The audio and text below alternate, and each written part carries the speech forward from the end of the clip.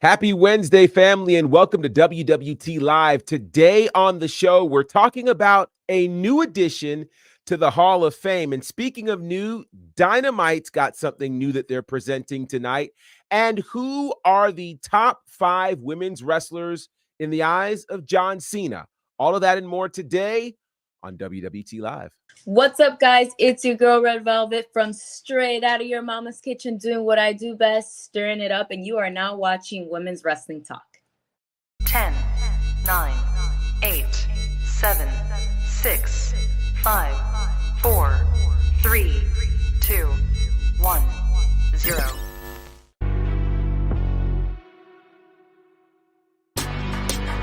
Women's Wrestling Talk, the #1 women's wrestling show on the planet. Happy Wednesday and welcome to WWT Live as part of Women's Wrestling Talk, the #1 women's wrestling show on the planet. I am Gerard Bonner, aka The Professor, and it's great to be with you guys today. It's Wednesday, it's Dynamite Day, it's post NXT Day, and there's a ton of news as there always is. Thankfully, I'm not here alone. I've got little sweet, little sassy. She does it all. She is Wrestling with Honey. Honey, how are you? I am phenomenal. Feeling good. Lots of news, lots of excitement, lots of talk, and we're just 31 days now into our biggest night. So and we're on the aftermath of Revolution. It's just a lot. There's just a lot. Like what more, TNA and Ring of Honor and New Japan Pro and, possibly AEW Dynamite got something new they're splashing on us. It's really, really, really, really, really interesting right now. It is a very, very interesting time. And with there being so much news to talk about, we should just dive in. Now it's Women's Wrestling Talk, so it's only appropriate that we start with perhaps the biggest women's wrestling news of the day. We found out who the second inductee into the class of 2024 WWE Hall of Fame would be, and it is wrestling legend Bull Nakano. Now, this is significant for a lot of reasons. Bull Nakano was strong style in WWE way before they embraced strong style, way before they embraced the concept of women's wrestling. She was the one. She was part of All Japan Women's Pro Wrestling. And of course, many WWE fans may know her from her incredible match on Monday Night Raw back in 1994 against Alundra Blaze. It was incredible. She's done all kinds of things, including being a former WWE Women's Champion, former champion in Japan and in Mexico. Yeah, she's done all kinds of amazing things, including winning the Women's Championship. Most don't realize that this happened, that she won the WWE Women's Championship in the Tokyo Dome in front of 42,000 people.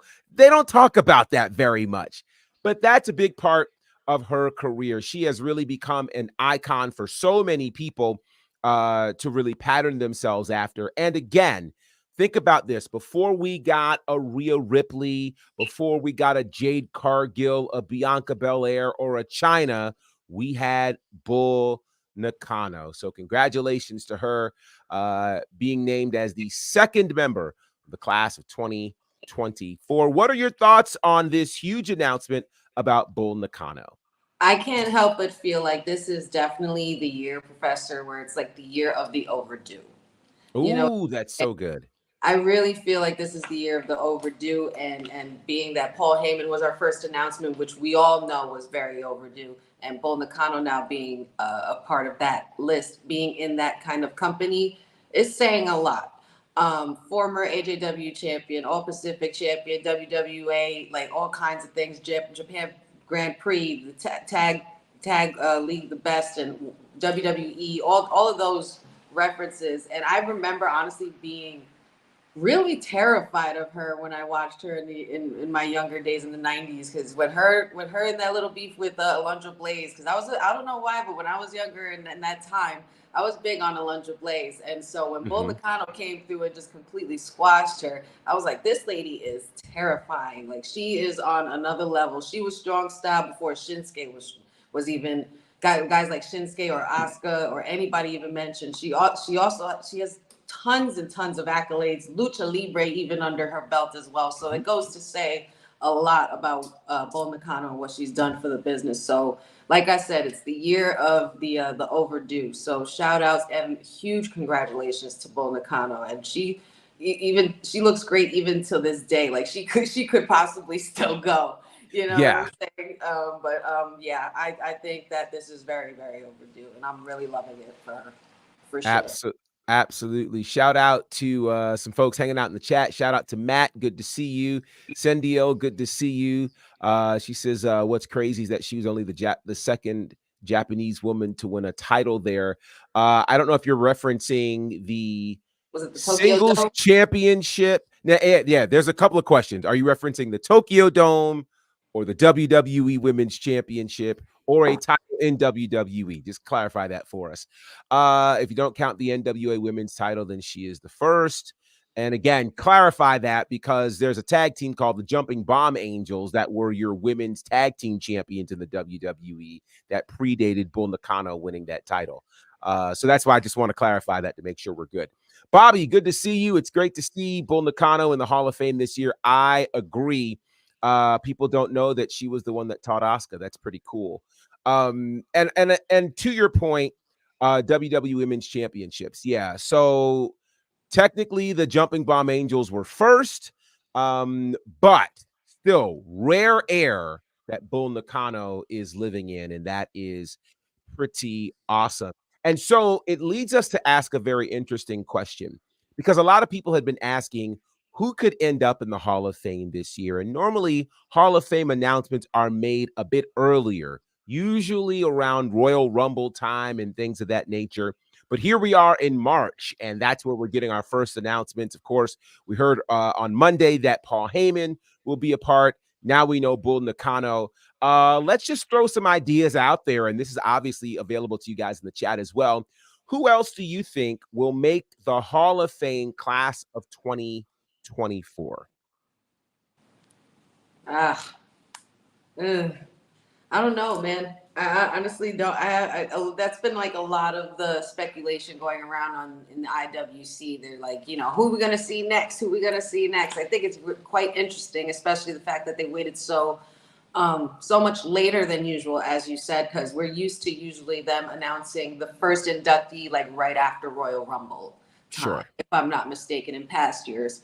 But the way they're announcing it's drawing us in slowly, and it's like a slow cook, kind of the way they've kind of been doing this whole WrestleMania build up. You know what I'm saying? So it's just a matter of time. We're definitely going to probably see more inductions in the upcoming weeks. As far as who I think should also be in it, I honestly think I'm not. I mean, I know he's already won a Hall of Fame ring, but I would like to see honestly DDP win the Warrior Award, considering his contributions to a lot of retired and retired wrestlers and athletes and human beings that are just going through different lifestyle changes with his DDP yoga.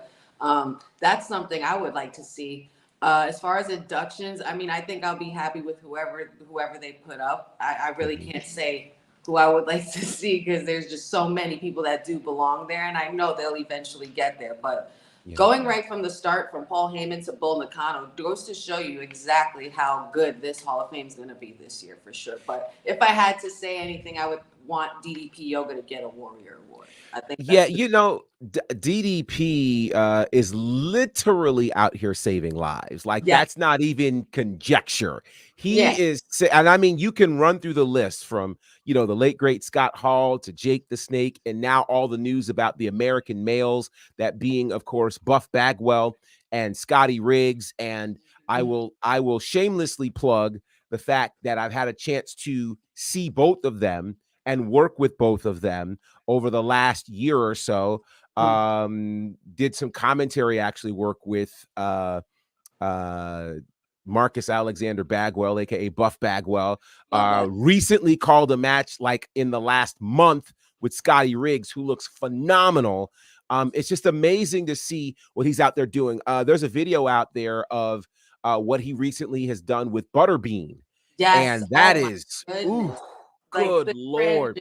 the transition in posture, just how he walks alone. Because I Oh didn't my realize it was gosh. that bad for a lot of athletes, and then Yeah. you see it, and it's like unbelievable. But what DDP has been able to do to create this system, really it's it definitely speaks volumes to who he is as a human being and how much he's invested into helping people and Yeah. saving people's lives. You know, like he whether it's your average Joe next door to somebody like Scott Hall and Butterbean, and athletes that have been world renowned to us for years. So I definitely see something. I would love to see something for DDP really soon, being that especially he's gotten a lot of momentum. I feel like this year, a lot of people are really gravitating towards him. I even heard that Mick Foley has been wanting to change up his lifestyle and his weight and everything like that. And so knowing the injuries that man has had, I'm sure DDP can put that healing touch on it with a bang. The list of people, if people really knew how many people DDP has touched, who are both in and out of the spotlight, it would really blow people's minds. Let's go to some of these comments here. Jesse, good to see you. He says, for Bull Nakano, don't bet the legends of All Japan and the stars of Stardom and Sukiban might show up and let Asuka, Kairi Sane, Io, Medusa induct her. That should be interesting to see who will ultimately get to induct her. Eddie, good to see you here. All right, so who they think should go in? Cindy thinks Gail Kim. That'd be an interesting choice. That's a good one. That's a good choice. And it would now, this is what's interesting. Now, granted, we're in a different era in terms of WWE and who they might choose for their Hall of Fame, because WWE is good for recognizing contributions that have been made to pro wrestling, not just the WWE. So with that, Gail Kim could be a possibility given what she's done for the TNA space. Here's a good one from Bobby Finley, who I think is well deserving of that. And by the way, for those who may not have caught it, last night his son finally made his NXT debut. We might touch on that once we get to NXT for a little bit. This one seems like an obvious one. Good choice, Matt. Bray Wyatt, which I think, if the Eddie Guerrero template is indeed that, then I imagine we would see Bray Wyatt go in this year, which what a strong class that would be. Bray, Bull, and I think also it would be quite endearing for Bray Wyatt to be inducted because it would be in Philadelphia. Sure. And also that was where he returned at Extreme Rules. That's right. I think that would also be very a nice little parallel to Bray Wyatt. But of course, I don't know how I could forget that, but definitely Bray Wyatt. Yeah, that's a great one. Eddie, thank you for creating a safe place for enjoying wrestling, especially being Black creators and I being a Black wrestling fan. You are very welcome, Eddie. You are definitely welcome here, as is everyone. And we're glad that you guys find this place to be safe. That is a very, very good thing. Well, what was not safe last night was NXT Roadblock. And it wasn't specifically safe for the NXT Women's Champion, Lyra Valkyria, who ran into a certain buzzsaw called this lady right here, Roxanne Perez, who, I think we had been seeing, obviously, some seeds being planted that Roxanne wasn't happy about things, but Roxanne inserted herself at the end of the tag team title match last night between the Kabuki Warriors and Lyra Valkyria and Tatum Paxley. Roxanne took that time after the match to attack hard the women's champion, Lyra Valkyria, leaving her pretty much in a heap, potentially with a broken arm. She was carried out, put in the ambulance. I've not heard kind of the update on her, but I know kind of coming into Roadblock, we were having questions in terms of who could be next as we're gearing up for Stand and Deliver. And it seems like it's very clear what the NXT women's title picture could look like at Stand and Deliver. What were your thoughts on this new presentation of Roxanne Perez last night? I think I definitely was expecting something like this, because for the last few weeks we've seen Roxanne being somewhat of a ticking time bomb. She's been losing her patience, and her temper's gotten very short, and her sassiness has definitely increased. I don't know about the sassiness being more than my sassiness, but I'm just saying. But she's gotten pretty nasty, and I definitely think that this was personal. Obviously, she made this personal, and I think this was done with the intention of wanting Lyra Valkyria to feel what Roxanne felt when she lost her opportunity while she had the title and almost had her career ended. So I think this was more so out of spite and out of that feeling of wanting Lyra Valkyria to feel what Roxanne felt. So, and I do I think that that's valid or the right way to go about it? Maybe not, but Roxanne has been more than a woman to stepping up to Lyra Valkyria and asking for a challenge. And this is what happens, they lose their patience and they go off the handle, and now you get the worst of her. And I don't think she's going to stop there. So. Yeah, if we remember, it was Vengeance Day where Roxanne had a one-on-one match with Lyra that turned into a triple threat when Ced's favorite wrestler, Lola Vice, executed her breakout contract, turning this into a triple threat match, ultimately costing Roxanne the title as Lola would end up getting pinned. Why Roxanne is taking out on all people Lyra, I don't know. Now, granted, she's already had her match in Moment with Lola, and this is the new way that she is kind of rolling. And this look says an awful lot about Roxanne Perez and her potential future, which I think should be most interesting. Let's see what's happening in the chat. Cindy'll says Roxanne was wearing a Damage Control shirt on an accidentally posted IG story beforehand too. That's interesting. Ooh, that Bobby says, I liked that Roxanne Perez is being a heel on NXT. I'd be interested if she'll be a heel on the main roster in the future. Well, I guess time will tell. I can tell you who's not a heel. And I think we have to officially roll out the official applause.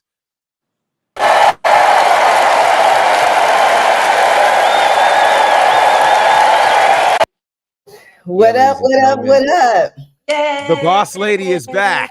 I should have had Eric Bischoff's music for you. You're back and better than ever. How are you, boss lady? I'm good. Shout out to the Six. They treated me well. Things are in motion. Shout out to y'all for holding it down. And yeah, I'm happy to be back. I'm rested. Thank you, Lord. And yeah. Wow. Happy to have you back. Rested TK. Rested. Actually, well, I'm lying. I didn't really get to sleep. It's weird because I'm halfway in between West Coast and East Coast. Like I would stay up on West Coast time, but then I would still get up early. And even now here, it's like I got back to LA and now I still get up at 3:00 in the morning. So it's, I don't know, my body will figure it out. But yeah, shout out to the Six. People have been great. We're happy to have you back, boss. Yeah. Oh, see now I know the picture. That's the hubby right there. So, that's my hubby. Y'all don't. That's her hubby. That's her hubby.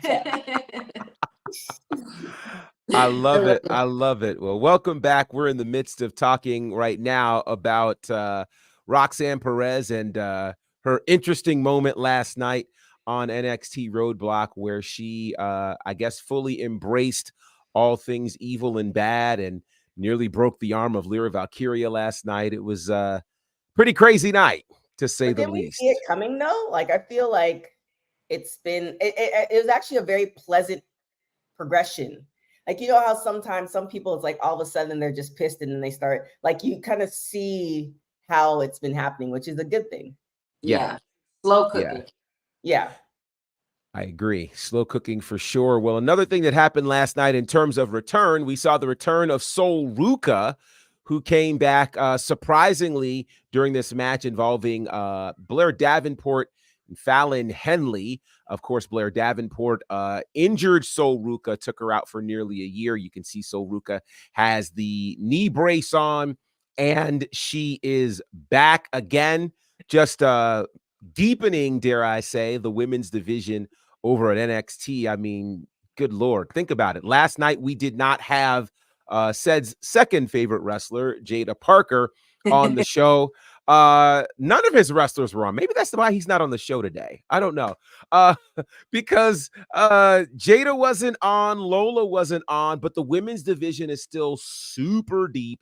And now you add Sol Ruka back to the mix. And of course, a lot of people are talking about this return, the return of Trick Williams. Let's dig into that. TK, I see you bobbing your head. I know he's one of your favorites. Your thoughts on the return of Trick Williams that's to how NXT? Well, he is he not? Look, what Professor is referencing to, for those folks who are new to us or don't listen to every show, there was a moment a couple weeks ago, Trick had put a video on the beach just walking, and I appreciate hard work, so that's what I was appreciating. So yes, and the whole thing, and just his whole, and that's what I really like about NXT and WWE, where it's all going.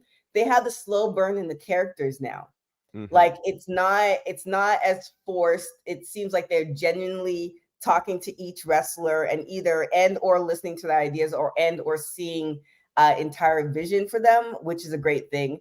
And so that's why. So I do appreciate Trick, but I also appreciate all the wrestlers. So I see the shade, Teflon G. No shade. How was that? Honey, was that shade? Was that shade?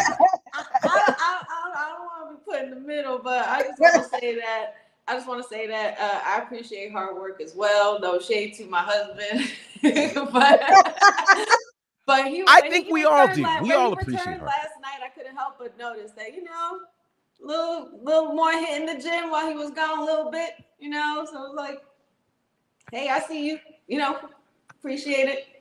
And that's where I'm gonna keep it. I'm not gonna pick sides. See, look. Oh my, Cindy, really? Wow. Yes. Wow. So she's saying, I don't know if it was particularly shade. I think it was more pointing out the obvious. See, you don't know Teflon G like how I know Teflon G.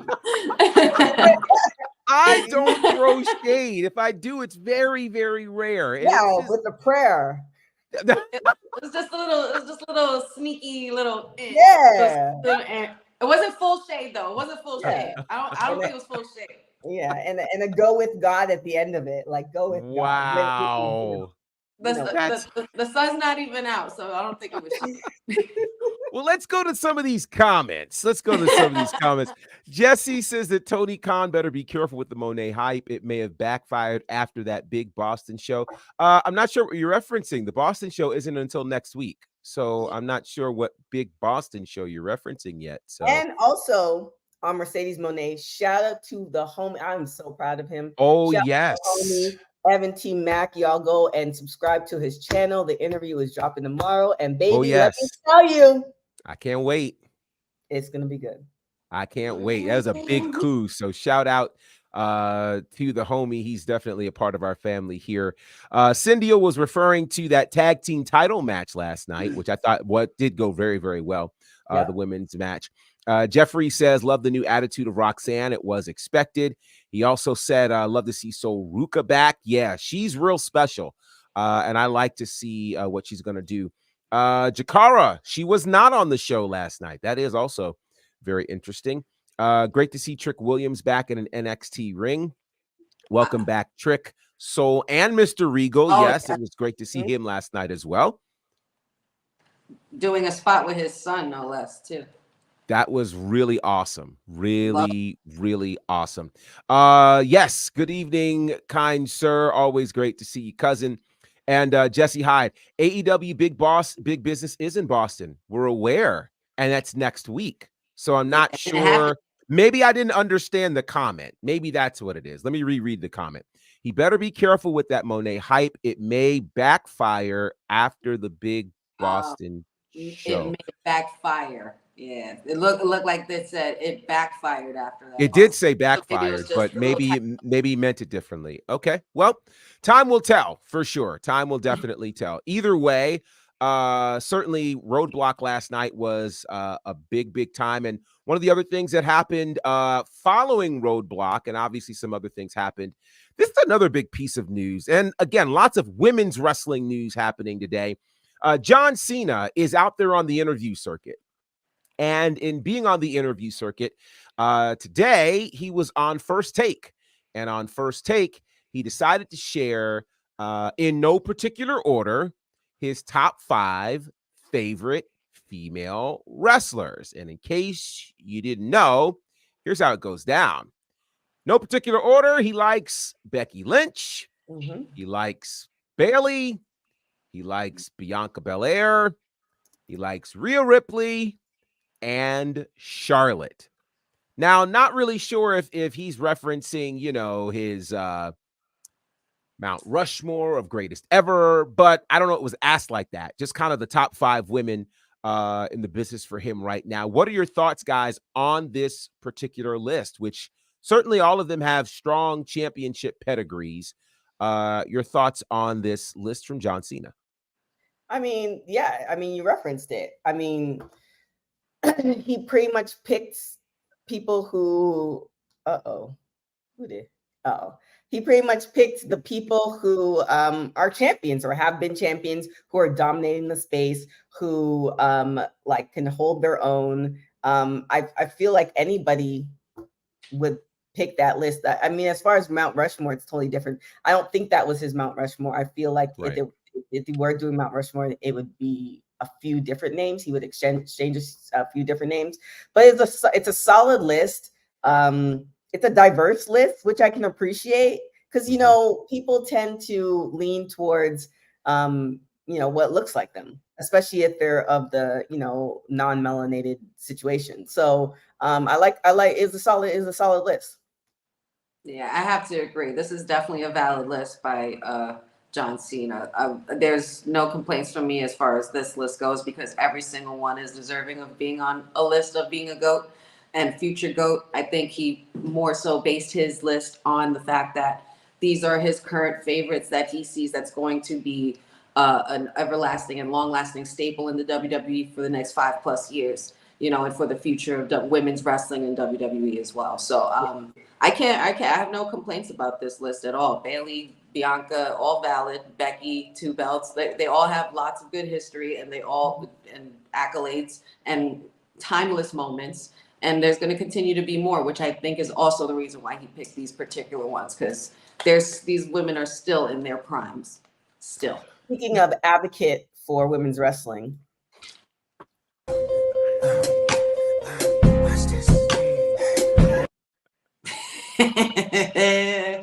I like what you did there. I like that. I mean, look. Yeah. Honey is a great addition to the team. She just gave me a nice little alley-oop, and here we are. There it is. Hit it with the assist. What's up, Mayor? How you doing? What streets are you coming from today? Parkerville. Oh, quite literally the South Bay. 2-hour driving time in the rain. So I apologize for my tardiness. No worries. I understand. Were you working, or were you working with your sugar mama? Oh, Lord. And we talk about shade. Hello, people. Holler. Holler. Is it shade if it's true, though? I'd say these are claims that I do not accept. I don't accept these claims. Is it shade if it's true? Well, let's go back. Isn't this true? What I said is I appreciate hard work. What did I miss? What am I walking into right now? What am I walking into? I missed So said when I introduced Trick Williams and his return to NXT, I simply said that he is one of TK's favorite superstars. That's what I said. She accused me of throwing shade. Accused? I don't. Oh yeah, I don't think that's shade at all. Thank you, sir. Wow. Thank you. That's we had a whole moment where you were playing the video on the beach and all that. Like, that's a layup. That's a layup. We call him Teflon G for a reason, and I'm gonna leave it there. I need to join the club. Oh my Lord. Not not everybody, everybody within everybody, people who have a high IQ will pick up certain things that Teflon G says, but if your IQ is not is not the greatest, then he be saying stuff that goes over your head. So I'm just saying. I need an umbrella. So I guess I missed NXT talks. Let me answer this real quick. Sindel wants to know my thoughts on the selection of women last night. We literally just finished the NXT conversation, but let's go ahead and dig into that since she's asked. You know what? I like secondary storylines. I like storylines that don't necessarily have to take place in the ring. One thing that stood out to me was what's going to happen with Fallon Henley and Blair Davenport, which I believe this is the first time we've seen Blair since the title match. So great to see that. I know there's a building rocket strip being strapped to Fallon Henley right now, and I like that they're going to slow build it, not just do it right off the back. So Blair's a great counterpart for that. I guess you guys talked about Roxanne kind of going ape shit, which I still don't really believe in this type of gimmick for her. But I mean, we'll see. I'm taking a wait and see approach. I think this says a lot more about Lyra's title reign being very boring than it does about Roxanne, having a character shift. I think they needed to have a character shift for Roxanne just to make her title reign interesting. And that says a lot. But I mean, again, we got to build more challengers at some point. So I hope at some point we get I think Soul returned last night. We got to get Soul in the title picture, Kalani Jordan in the title picture, Lash Legend in the title picture. We got to build up more viable challengers. NXT does a really good job of that. And with a women's general manager in Ava, I think you're going to see even more of that start to take place. Also, shout out to Rigo getting screen time with his son last night. That was real dope. That was special. And I do have a question for you, Mr. Mayor. Where's Lola? Where's Lola been? What we do with Lola? He said, Mr. Mayor. I love it. I look clear into the camera. Mr. Higginbottom, we're going to have problems. If I'm in Florida, we're going to have you got my girl on Level Up? Like this developmental? Like she ain't really throw hands in the octagon? What are we doing, Higginbottom? And now she's doing all these ass tactic things. We don't need that. Let her fight. Just let her fight. Ooh, I think dumbing down the character. I'm sorry for poking the nerve there, but I had to ask because I haven't seen her. I haven't seen her in a minute. She went MIA. Have you seen her? Is the breakout contract a curse now? Because that's what it's feeling like. Tell me, have you seen her? But no, we can give Roxanne chance after chance after chance. But I'm just the viewer. I'm just a viewer. You know what to do, Dylan. Another thing that we can view as well. Shout out to Black Wrestling Alliance. Our Reina rankings have debuted. Another, since Ced was on his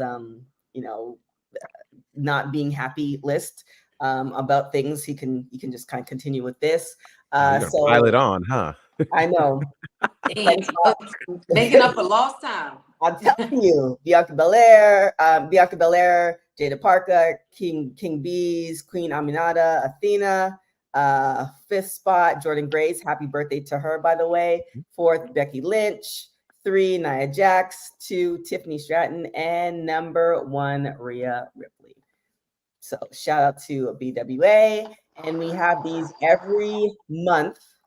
I think what we might do is we might start including y'all in it, the folks who watch and listen to us and stuff like that. So we'll just check out the website, be on the lookout for that. We'll announce it, and you can check that out. But definitely something to check out. It's on our Instagram page.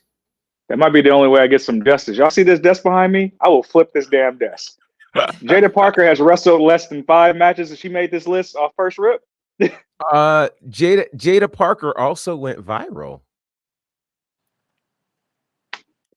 Lola don't got viral moments. I would say that's like the fastest, most viral outfit worn in wrestling besides when Bianca almost showed out with the cheeks popping out. Jada went urban viral. Let's be clear. She went urban viral. But I mean, Lola had more viral. 2 million viral for a long time. Long time viral. Viral nonetheless, though. And I got my hotel in Parkerville, but I'm just apples and oranges here. You have a hotel in Parkerville? We talked about the Monopoly reference. You know, we got in and I out don't know. stays, but I don't know. I'm just saying that Working I out see a for you. conspiracy building here, and we are pitting two bad you know what against each other. Wow. Well, And I'm trying to figure out why. All right. I don't know if this two-city thing is working out for you, said. You might have to make a choice, brother. You might have to make a choice. I also want to point out one important thing. I'm very happy that we have Slide today. See, when the boss comes back, that things tend to work. Because on Monday I was kind of set up for failure. You know, just had to be on screen the whole time. We couldn't shift to commercial break or none of that. It was just like it was booby trapped. Let's say it was booby trapped for me. Here's the problem. One, you know what? I'm gonna leave that. We'll leave that for off air. But you're fine. You're the mayor. The mayor don't got the key apparently. I'm waiting on the key. I mean, you should hit up Teflon G. Oh man.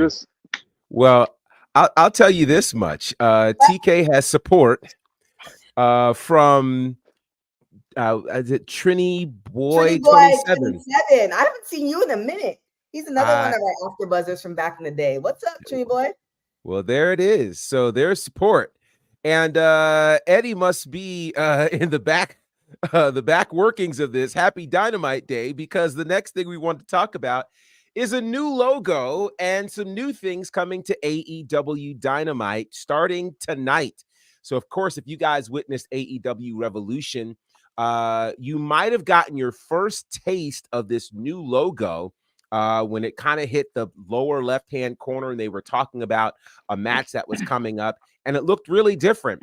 Well, this isn't the only thing that's going to be different tonight. We're also told that there's a brand new stage design that should look a little something like this when you see AEW Dynamite airing live tonight from here in the Atlanta area. So it's going to be interesting. They're treating it like a season premiere. So we should get a whole new look. I'm not sure if this will include new theme songs, but some new things are happening with AEW Dynamite. What are your thoughts on the return of the tunnels, the new stage design, the new setting? What do you guys think of this? It's funny. Eddie says it reminds me of Power Rangers, but when I saw it, it actually reminded me of NXT 2.0.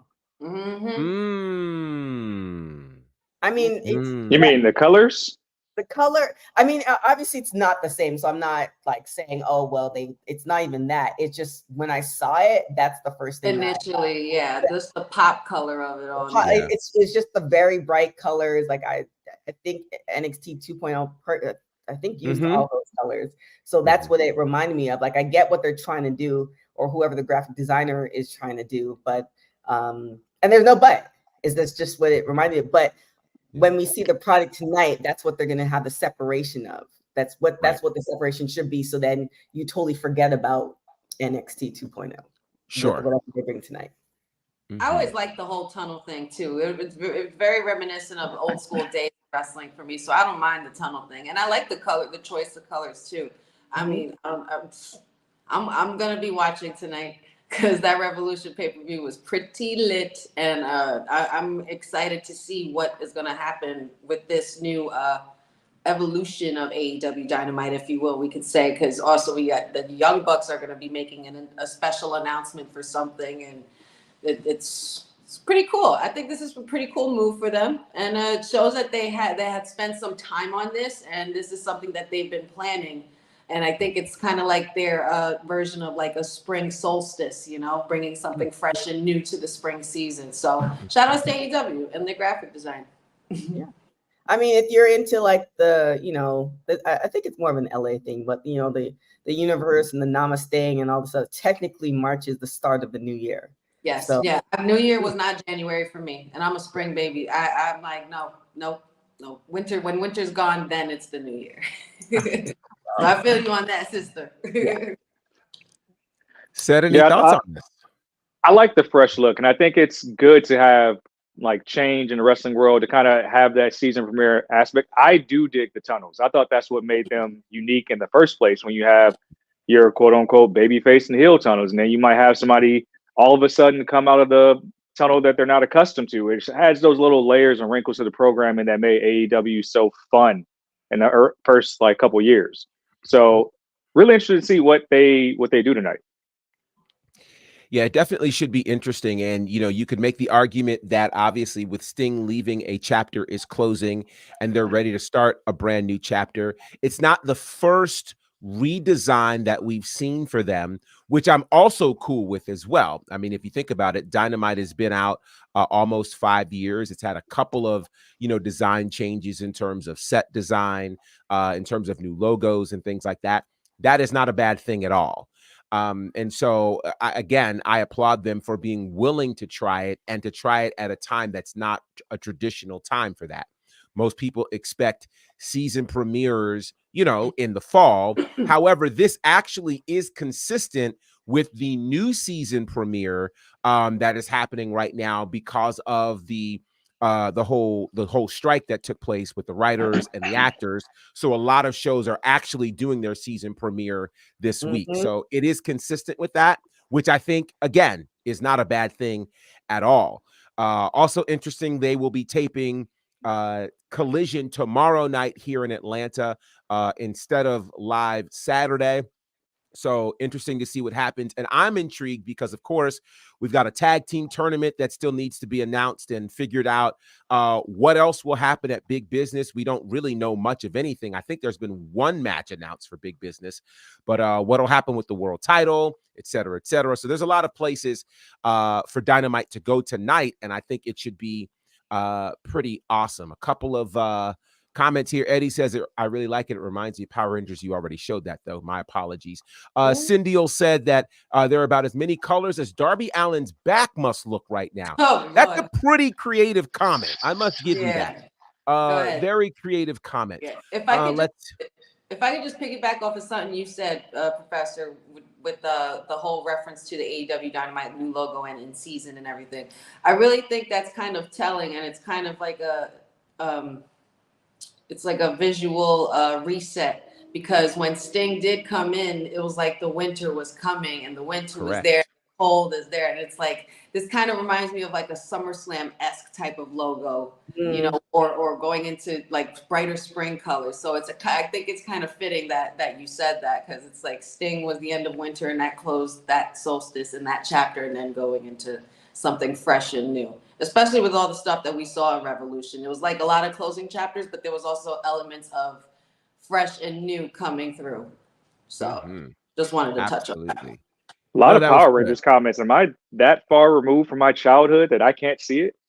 I mean, too much time in Parkerville. Where's that umbrella? I can't find that damn umbrella. my. Wow. Isn't there rumors that Okada's supposed to appear tonight too? I did see that. I hadn't heard that. If that's the case, I'm gonna be really upset that I'm not there. But I'll tell you what is interesting. So this story came out, and I found it to be interesting. Most of us knew or heard the news, of course, earlier this year about this partnership between WWE and Netflix, that Monday Night Raw would be heading to Netflix in 2025. But you might be surprised to find out that that was apparently not the original plan. The original plan was NXT going to Netflix.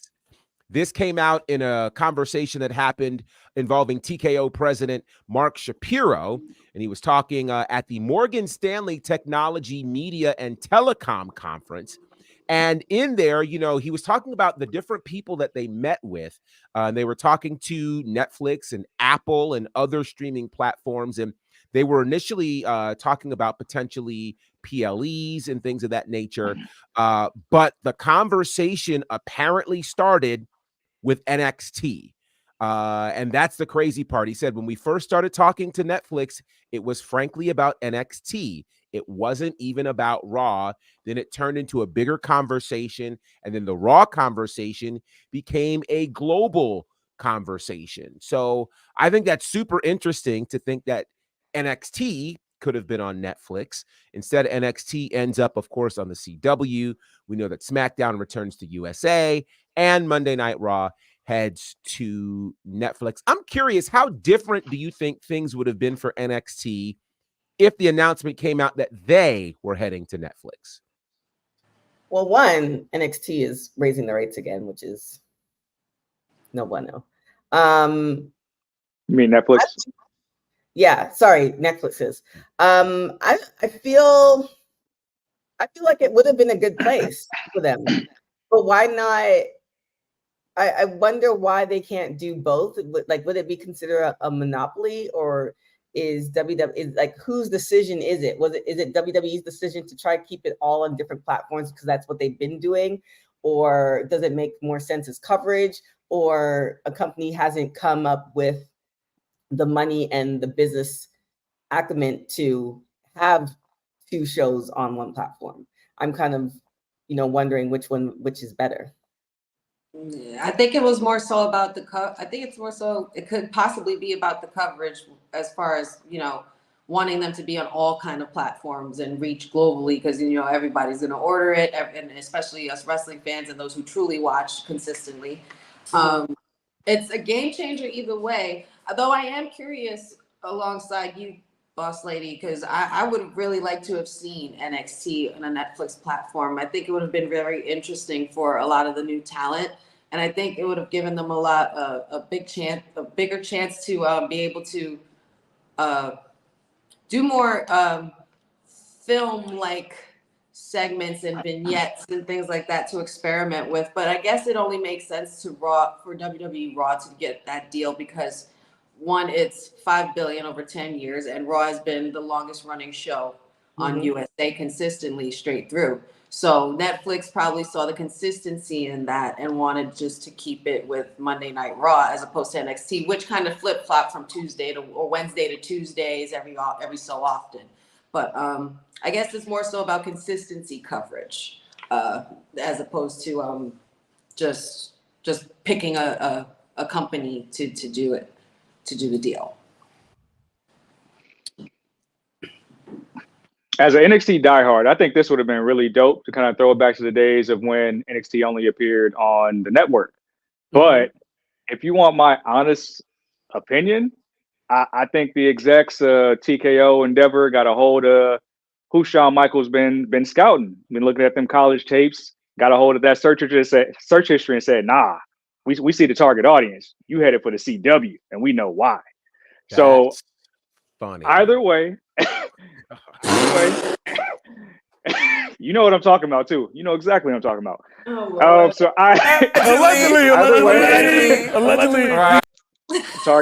the target audience is clear now. We got World Star hitting us up, a bunch of that. We know what the CW is. You know what type of shows you watch in the CW growing up. Target audience is clear. So either way, NXT is going to be in good hands. But for a deal like Netflix and for a brand that's probably dying like Netflix is, with so many rate increases, price hikes, and things like that, bringing a TV show that has staying power, that's been around for decades, longest reigning on USA and television programming as a whole, no sign of it going away. You want staying power, you bring something around that people seemingly can't live without, and that's Monday Night Raw. Yeah, and now that you say that, you're absolutely right. And it's live, and now I can say this freely. I've hinted at it over the years. So I had been on my friend's Netflix account, I don't know, for the better part of maybe a decade. And so when they when they finally did the whole thing, I figured out that you can't get it on the TV, but you can get it on the tablet and the phone. So I was rocking that for like a year and a half. And then one day I opened my phone and I was like, all my algorithms is gone.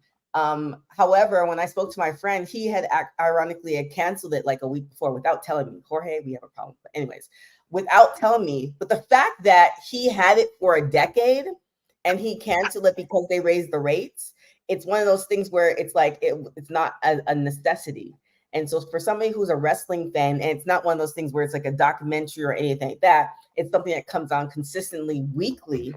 Mm-hmm. It's like, because it's even like Hulu. I changed my plan on Hulu, and then I realized I was getting everything but AEW.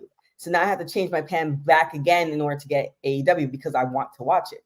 Mm-hmm. So it's a really good, because for people who are following Netflix, what the stuff that they're offering, they're changing everything up, because here in LA, specifically entertainment in Hollywood, there's a lot of stuff going behind the scenes that like it's scary.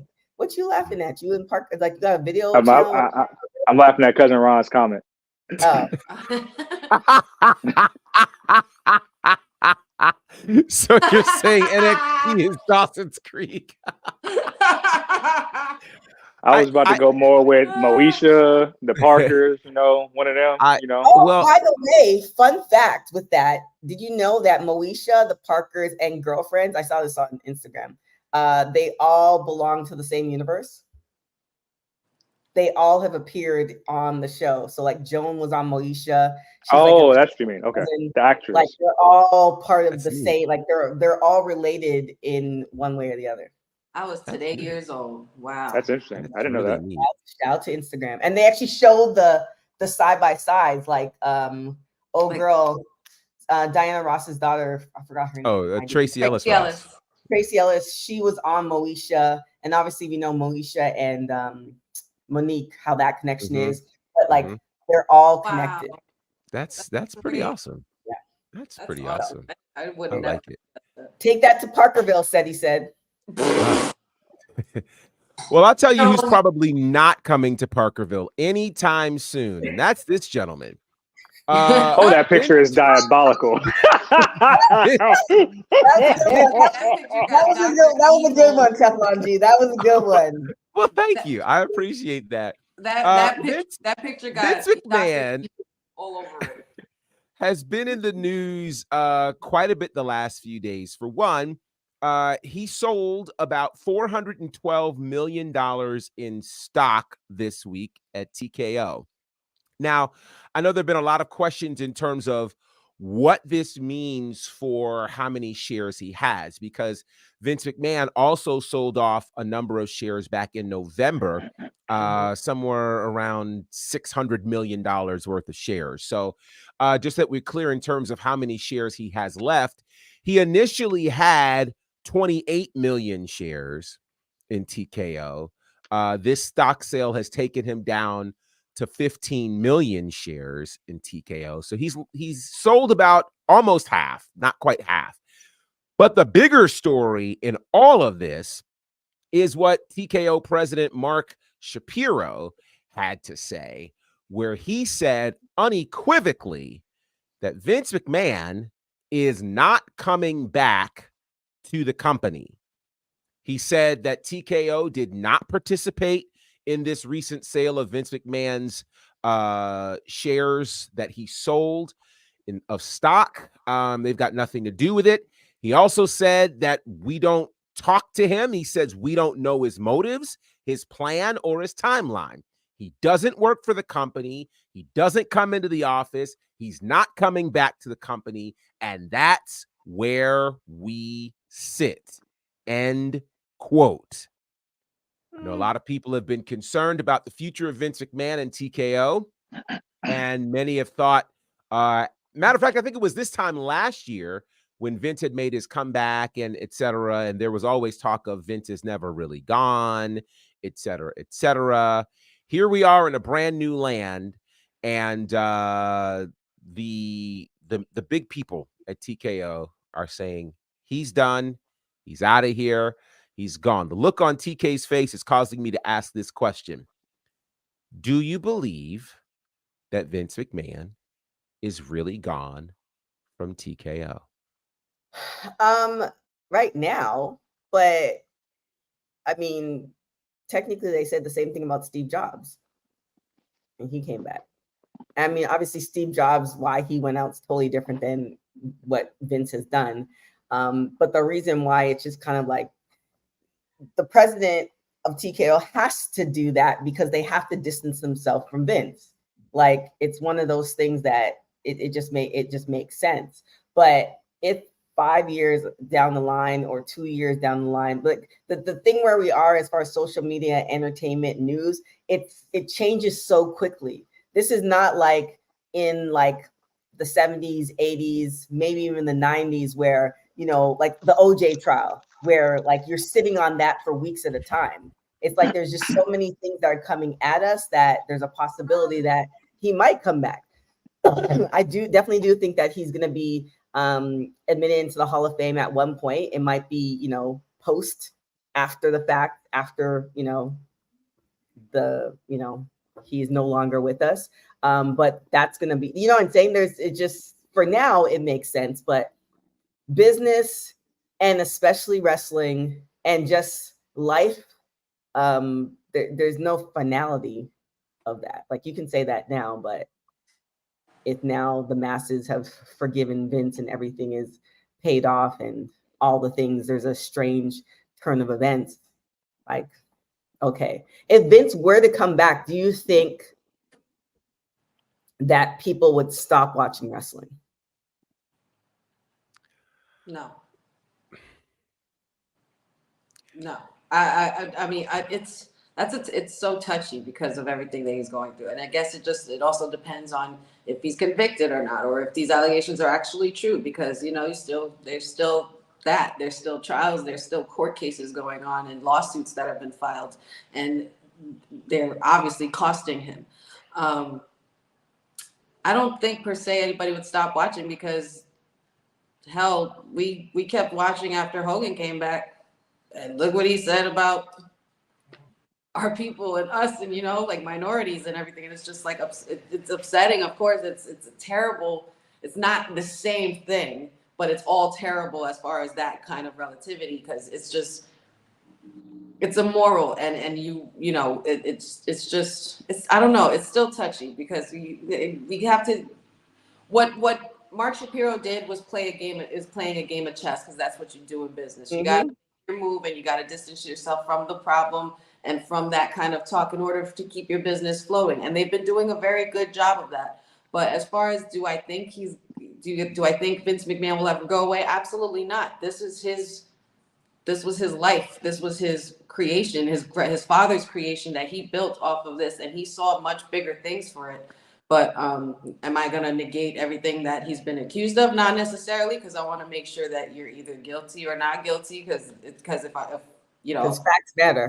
As a woman, it's really hard to say, because it's like nobody deserves that kind of treatment if that is true, because we still don't know if these things are true, and I think that's also the big factor. But Mark Shapiro did the right thing, and what's happening to Vince is kind of reminding me of like a Succession episode. Like, it really is. It's like, and he's giving up his shares, which obviously would show that these lawsuits are costing him, and it's going to take a lot of more time to I would say it's going to take a lot more time to forgive Vince than Hogan, especially if he's found guilty of it. I don't. He might not come back. He might not come back. But if he does come back, I can't say that I won't watch. So Sindale's saying they're nearly losing sponsorship when he was still there, when it all broke out. So yeah, I definitely agree. Like, him coming back right now, definitely not. But we're talking 3 years from now. The reason I said that, when the stuff happened with Hogan, if the stuff happened with Hogan now in today's age, where everybody has a voice and everybody has an opinion and everybody has a social media account and everybody has a blog and all this other stuff, it would be different. Right? But the fact that he's back now is because it's ever changing. And the thing with Vince is that we just can't get hit with so much news. And in the wrestling sphere, where everything is going, it's just kind of like, I honestly feel, and again, I mean, if he goes to jail and he's convicted, it's a little bit different, but it's just one of those things. Like, do I think he's going to ever take over and run stuff? Absolutely not. No, but do I feel like, do that do I feel like he would be associated with WWE in some way, shape, or form in the future? There's definitely a possibility, provided he doesn't do anything stupid. meaning Right. like he lets his ego get so far ahead of him that he just burns everything. And that's where it's just like, okay, you're not coming back because clearly you don't give a F about nothing. So we can't. Not to mention the man is old AF. He's getting up there. Like, you know what I'm saying? We're talking about if Vince will come back. Who's to say he will? Like, I'm just saying, like, real life happens, real ish happens, and with this kind of stress where you're losing shares and millions of dollars by the day or by the week, that's just stressful. You know what I'm saying? And then on top of that, Brock Lesnar too, another one.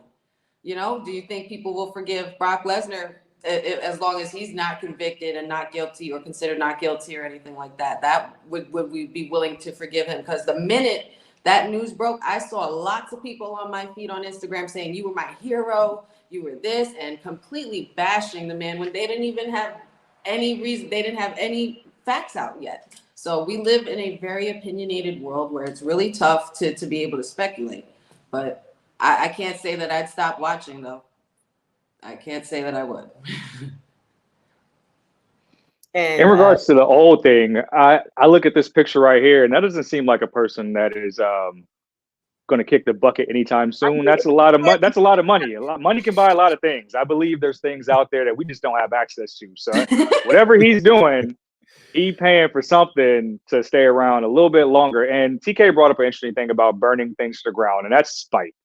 And spite is a lot more powerful than many other emotions. So selling the shares can be a number of things. It could be moving the chess pieces to try to buy another company and create something else from the bottom up. We don't know. I don't believe that Vince is completely done with wrestling as much as wrestling is done with him. Right. So Yeah. I feel like something along the lines is at play. I think the negative press is what caused this force out, but there was another force out attempt that he seemingly weaseled his way around, and we got the sale, and he was still a part of it. So we never know how this is going to move. But I feel like as far as forgiving Vince, the game dropped yesterday. He's blurred out in the video game. He is. He's So blurred out. this is a distancing effect that we haven't seen ever really in the world of professional wrestling for somebody who had their hands on so much stuff involved in the sport of professional wrestling. So I think it'll take a long time. Will he be inducted into the Hall of Fame? Absolutely. Will he probably get a moment of speeches, anything like that? Not until any of this blows over. But I think there's more at play here.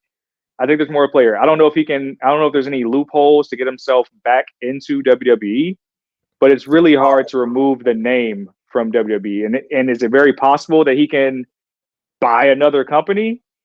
400 million shares, whatever that equals. I mean, I'm doing the math right now. 400 million, you carry the one. I mean, I've been at this thing for a year. TK, how many WWT shares I got?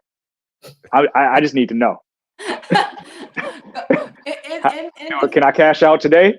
Or do I gotta wait till they vest in April when I'm a year in? I thought you sold them to be in Parkerville. Like I have to check the paperwork now. Wow. That was all self-investment.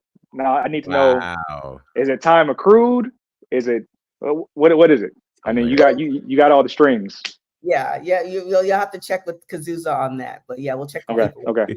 And going back to this picture, not for nothing, it really spray paint and then dye isn't that expensive, and that's good, That's probably good photoshopping there. So probably make it and lighting paint and the dye anymore. You can literally do all that on the computer. Take out a couple of lines. I will counter that and say, if you haven't seen Vince McMahon's workout videos at this age, go look at that because he not moving like no 70 something. So he does. He is moving. Oh, that's random. Oh no, boss lady froze. Oh, she froze. I thought it was me for a second. No. I'll say this much, and I remember saying this once this sale went through, that we were going to see some things that were really different and it's going to be hard for most of us to conceptualize it, because for most of us, when we've talked about wrestling and we've talked about WWE, Vince McMahon was always the end all be all. Yes. Vince never had a boss. Oh, and the power went out for TK. So hopefully she's safe. What we've never seen before is Vince McMahon with a boss.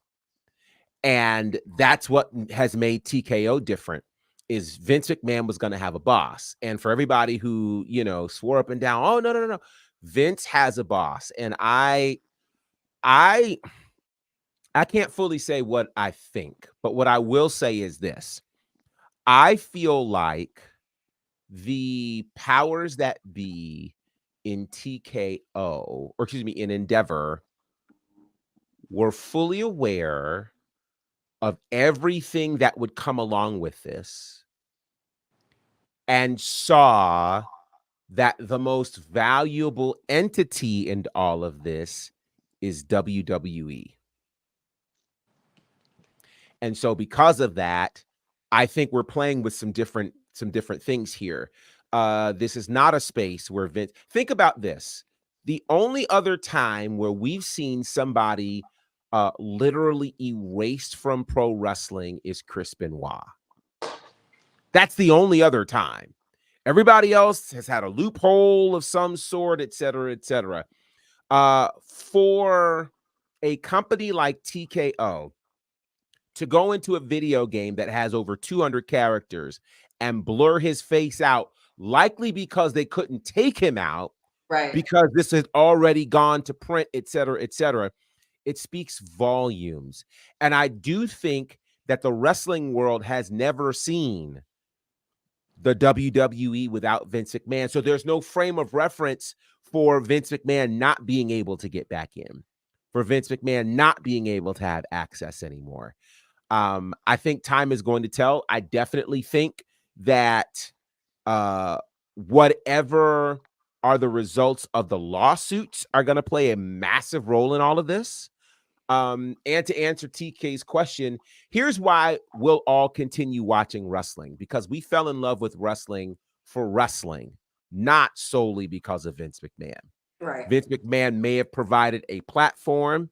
Vince McMahon may have created entities that we enjoy, but I maintain that it is these wrestlers and the sport and the art of pro wrestling that we're going to love and that we fell in love with, and that wasn't necessarily contingent upon Vince McMahon. So very, very interesting stuff. Boy, we have, oh gosh, there's more to talk about and very little time. We got to at least talk about the well, there's a few places we can go. Let's see. Oh, yeah. All right, let's briefly. What I have the feeling you didn't want to land there. I did not. That was not the plan. From Vince McMahon to Matt Riddle. This is man. Sometimes I shock myself with my own segues.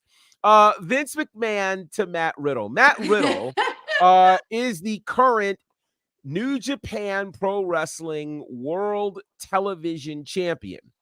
So with that said, you'll find this quote interesting, that he was recently asked kind of what his future looks like. And he says, I could see myself showing up in TNA or in AEW. But he also went on to say that wrestling on live TV is, in his words, quote, a poop storm. Which I think we all know what he's saying there. With all these like poop references this week: diarrhea, Dwayne, poop storm. Like it's Vince McMahon. I just find this interesting. Wow. I just find that interesting because he's a company's television champion. So are you referring to the appearing other places comment? No, I'm referring to the comment of wrestling on live TV is a poop storm, but you're a television champion. Make it make sense. Make it make sense, Matt Riddle. Make it make sense. Dark Side of the Ring premiered last night, season 5, for those who may have missed it.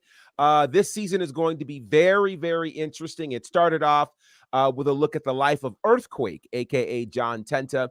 Very, very I thought it was a good story. It didn't have as dark of an ending as some of the Dark Side of the Ring episodes do.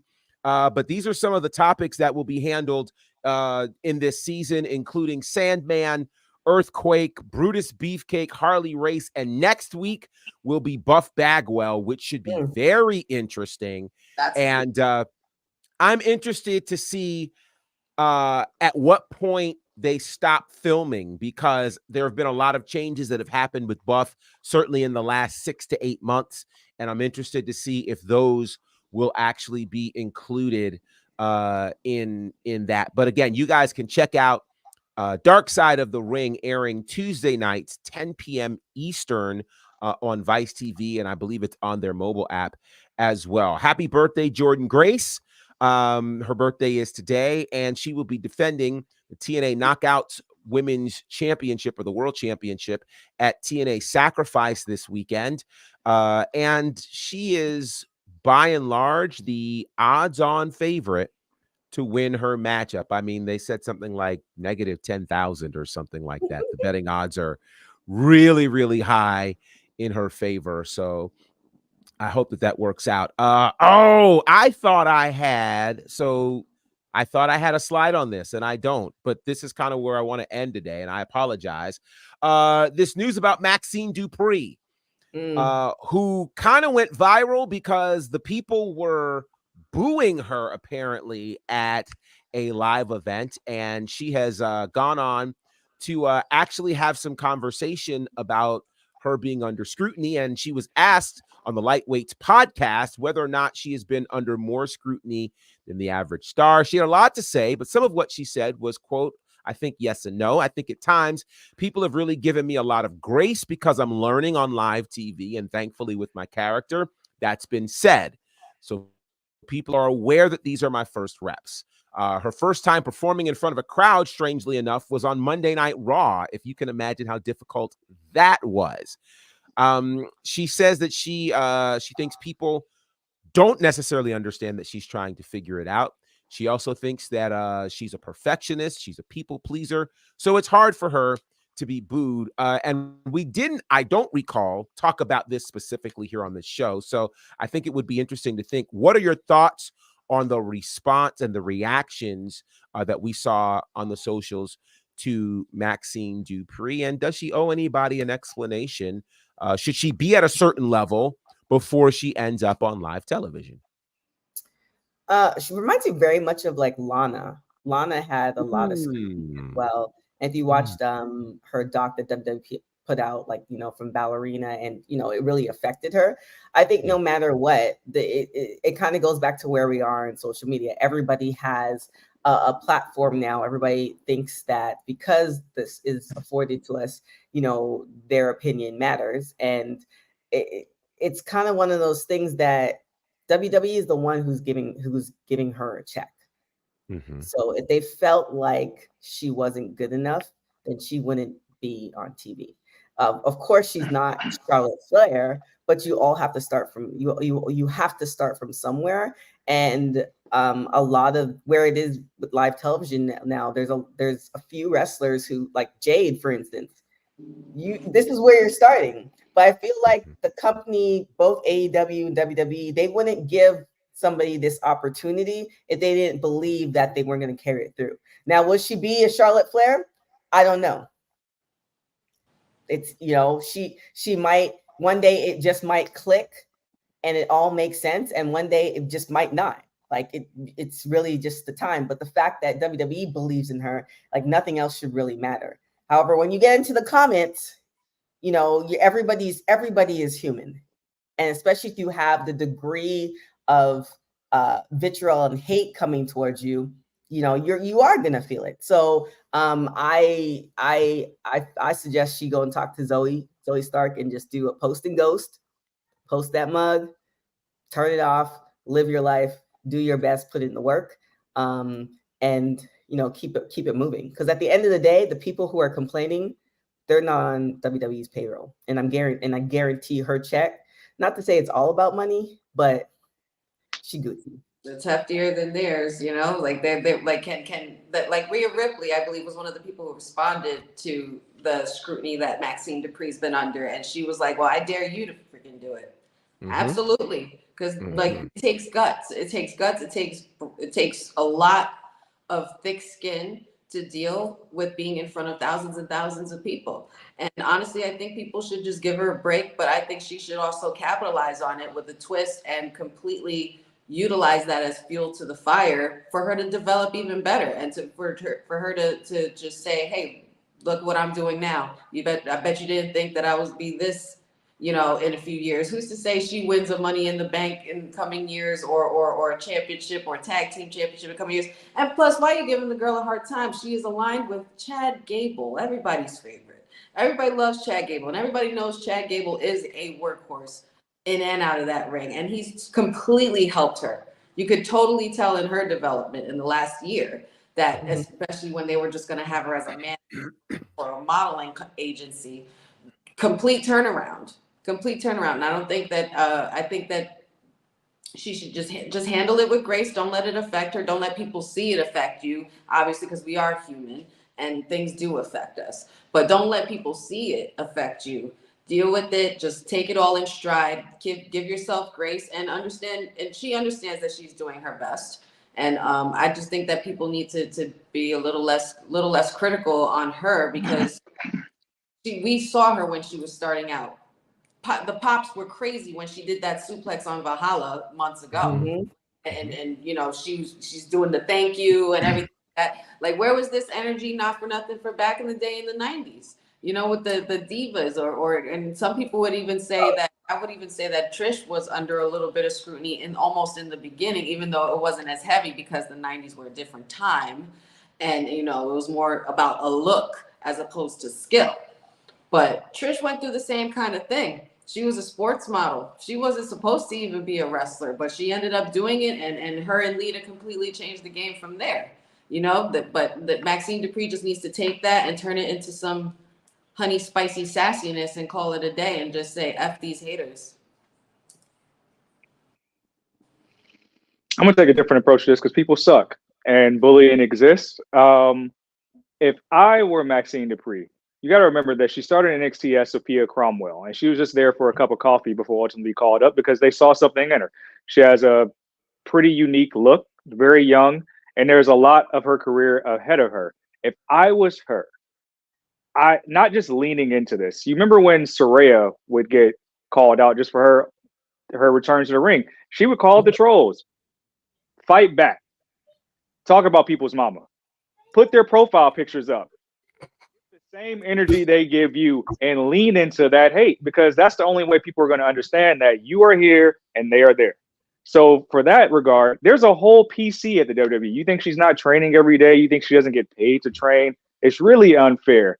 And if I was a WWE writer and in the creative team, I would lean into that negative reaction.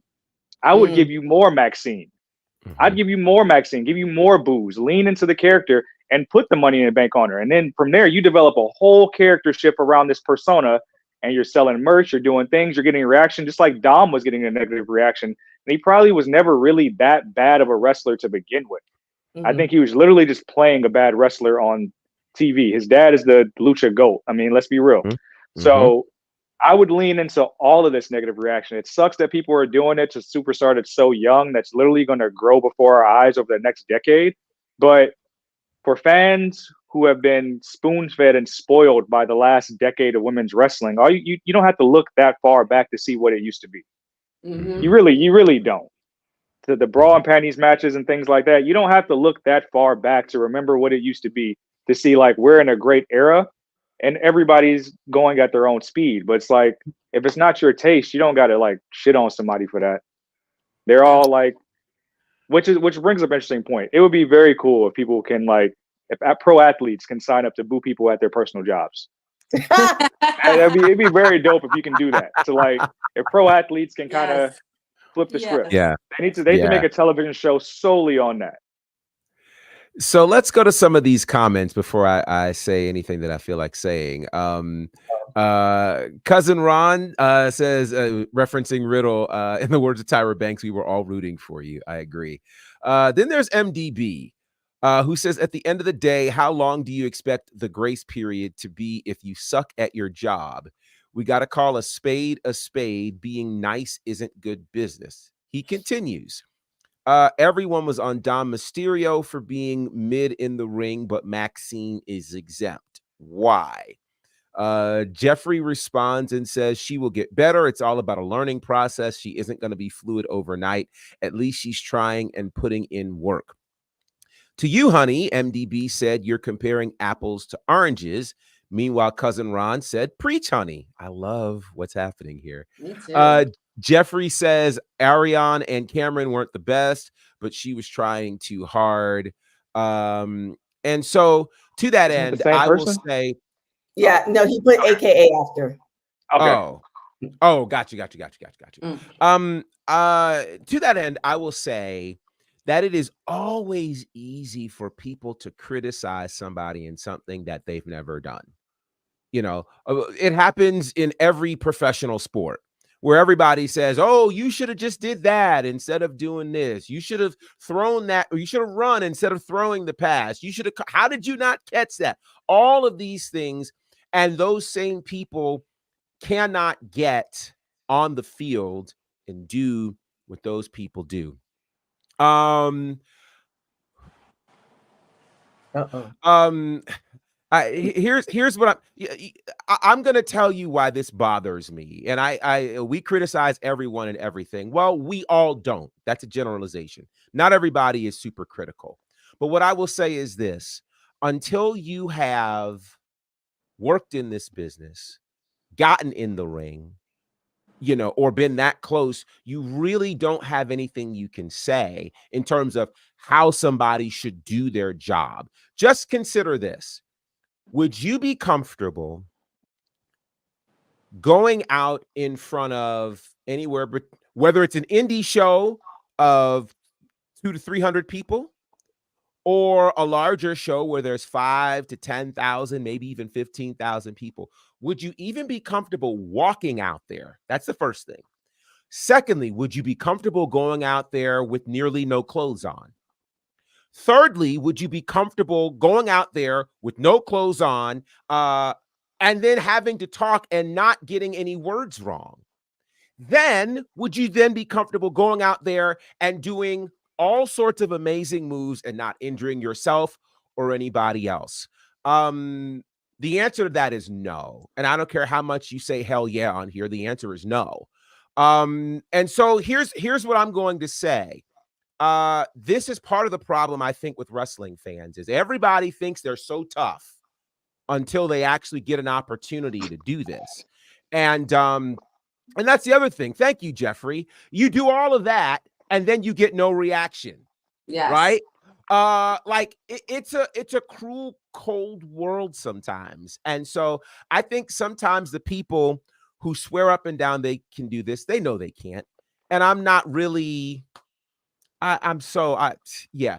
What I will say is this: the same grace that you give to others will be given to you. Mhm. So if you're wildly critical of all these people and what they do in the space of wrestling, when you make your next mistake, and because you're human, you're guaranteed to do that, expect that same level of grace from the people in your world. And so to that end, how do we not have organs for these moments yet? Damn it. Get the organs. Yo. So to that point, I say, you know, it's really, and I keep falling for this, but so be it. You know, I'm not being critical. I'm being real. Well, I'll say this: real is relative. Okay.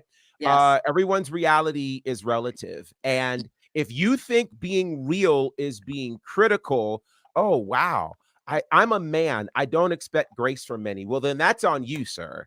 And I would like to offer you far more understanding and grace-filled communities, because there's an awful lot of life that you're missing because you're choosing to not expect grace. Thusly, you're not giving grace. And it's not because you're a man. Because there are a lot of men who are willing to give grace. I'm being one of them. So with all of that said, MDB. I'm trying to be discreet with eating this sandwich. I'm hungry. I drove for 2 hours. Yeah, well, listen. and so to that end, I think and Dom is a great example. I think we have to learn the difference between us not liking a character being presented and someone's actual skill. Because the same Dominic Mysterio that people were screaming and hollering about was the MVP of 2023, who wrestled the second most amount of matches, I believe, on anybody in the WWE roster. was And just the put on a how about believable this? match with Gunther on Monday. An Believable. incredible match with Oh my Gunther. God. Incredible. Think Oh about my this. God. He was the man that could be trusted with CM Punk's first match in WWE in 10 years. Consider that, right? So I think sometimes in the space of wrestling, we confuse characters that we don't like with wrestling ability. You have to understand that certain characters don't afford you the opportunity to see their full wrestling ability, because some characters aren't fully about wrestling ability. If it's about irritating you, then I can't show you everything that I can do. Reminds me of the Big Show Good when point. he was the Giant in WWE. As the Giant in WWE, he kept trying to show people what he could do. So here is this giant, 7 foot tall, 500 pounds throwing drop kicks off the top rope. Yeah. Didn't make sense. And then they told him, "You're a giant. Giants don't throw drop kicks. Stop doing that." And he stopped doing that, and we started seeing him as a giant. So I think we got How many people knew Nia could do aerial assault before Monday? that part. Hello. That part. You know, so it's not like some of them have just learned it. They're exhibiting enough self-control to say, this is my character. This here's a great example, and this is going a bit old school, and I'm sorry we're going way over time, but George the Animal Steel was. Did you TK just start raising her hands? Is that what we were doing? Oh. Is that what No, you was I raising? think my car is about to go out again. So. Oh no! Yeah. See, that's why we need to hurry up. George the Animal Steel, was known for his green Biting a tongue turnbuckle. and biting a turnbuckle and doing nothing that had anything to do with wrestling. And most didn't know he was actually an English professor. Right? Like, so there are people with greater skills that their character only calls for them to do X, Y, and Z. So to that end, I think Maxine is learning, and my God, of all the places to learn pro wrestling on the #1 wrestling show in the world, that's a difficult place to do it. So congratulations to her for being courageous enough to do that. And I'm interested to see in the development that she'll have over the next couple of years. But as wrestling fans, I think we have the opportunity to do a better job of being supportive to these wrestlers. And if we don't like what they're doing, there are thousands of other wrestlers you can support, without having to try to dog another wrestler that's out there to prove a particular point. So with all of that said, thank you guys for letting us bend your ear. You guys have hung out with us, and you're strong in number today, and I appreciate it. Said, let the people know how they can reach out to you.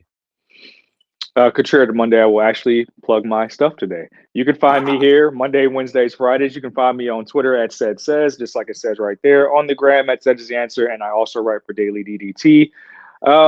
Blame Jacob DeLawrence if there's not going to be an NXT post show at some point. I don't know what's going on with that, but there will be content for Women's History Month. So if you have any ideas about somebody you would like me to write about, shoot them my way, and I'll make it happen. Awesome. Wrestling with Honey. Excellent. You can find me here Monday, Wednesdays, and Fridays as well with WWT. You can also find me doing some segments on Mondays and Fridays called Honey Pop Predictions via Instagram and Facebook. You can follow me Wrestling with Honey on all platforms except for Facebook, Wrestling W Honey, just to be sure. You can also find me coming up soon with Sports Mark Analyst. We're going to be doing our prediction show for WrestleMania coming up in a couple of weeks, because it's almost here, 31 days away. And also check out my interview with Kyle Collision and Detroit Knockout Podcast and the crew over there as well. We did a little something last night during NXT, which was a lot of fun. And shout outs to them for having me, and shout outs to WWT. Of course. And Boss Lady being back. Yes, the Boss Lady is back. You guys can find me at Bonnerfied on all of the platforms. And Got some cool content on there that you guys can check out, so be on the lookout for that. You can check out my commentary work with Southern Honor and IWE on IWTV. I've got 2 big shows with them this weekend, Friday and Saturday, so looking forward to that. Then you can check out my commentary work with All Caribbean Wrestling and the Nightmare Factory on their YouTube page, and I believe I've got a Nightmare Factory show coming up a little bit later this month. And yeah, a whole wrestling school with people who are having their first matches. That's always fun to see, and it's amazing to see what they're able to learn in that period of time. You can also check me out with Ashe Wrestling, all kinds of fun there, and check out their 2 shows at ashewrestling.com. And the Boss Lady is back, so it only makes sense that she closes out the show. Boss Lady, the world is yours. Woo, did we play a commercial? We did not. Okay, no worries. We get it at the very end. Just want to make sure. Thank you guys for rocking with us. I really, really appreciate it. Yes, some great things are coming. Some great interviews are dropping. Definitely go and support the homie Evan T. Mack. His interview with Mercedes is dropping tomorrow. Some exclusives coming with that. Tomorrow's Thursday. I thought tomorrow's Friday. Anyways, check out all our social media at WW Talk Pod. All our website, www.talkpod.com. All our shows, a couple shows will be debuting leading up to WrestleMania that I'm excited about as well. You can follow me on everything at TK Trinidad. I think that's it. And I guess when Ced sells his WWT stock, release the shares. It will be available. Release the shares to get it. So we'll be on notice with that. With great. that being said, thank you guys so much for watching Women's Wrestling Talk, the #1 women's wrestling show on the planet. Ciao for now. Hey, yo, you. Yeah, you that's watching this. You sitting on the couch staring at the screen not knowing what you want to do like this is an online college. Are you tired of wearing shirts that make you look like an extra stuck in catering? Do you want to step your wrestling swag game up to the next level? Then Women's Wrestling Talk has got you covered. Like literally. Are you for life in pink or black and white? Or maybe you're the EST and people need to respect you accordingly. Want to put some pride in your stride and show off the muscle in your hustle? Then make sure you check out the WWT store. Not now, but right now. Alright? What you waiting for?